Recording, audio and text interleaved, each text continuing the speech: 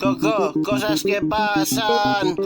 Coco, cosas que pasan. Coco, cosas que pasan. 2017.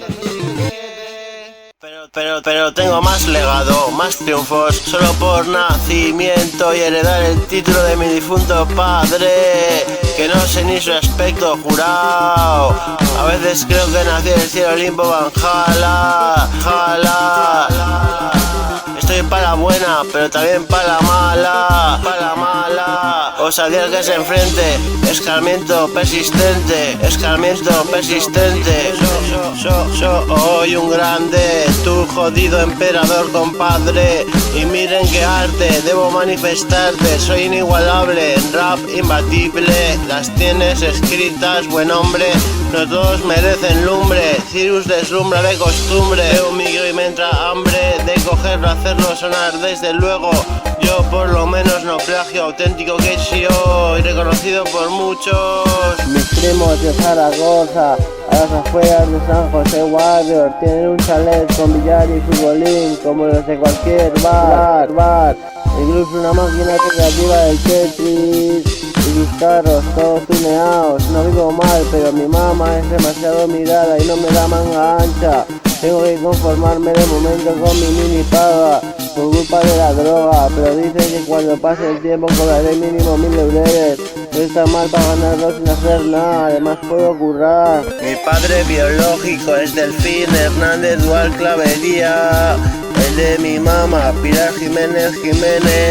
Y los adoptivos, Luis Gutiérrez Lorenzo, director de la Bolsa Caritas, uno de los fundadores del Proyecto Hombre, hermano mayor y jefe de la Cofradía La Eucaristía, y su curro, director general Volkswagen Zaragoza.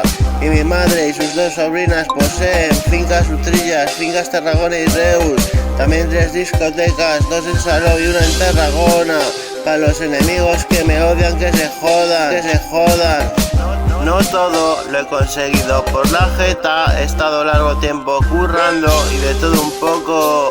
El peón especialista del metal, de hostelería en hoteles 5 estrellas en las playas de la Costa Dorada, pero también laboriosos como palear carbón en los fosos, en la Opel de General Motors.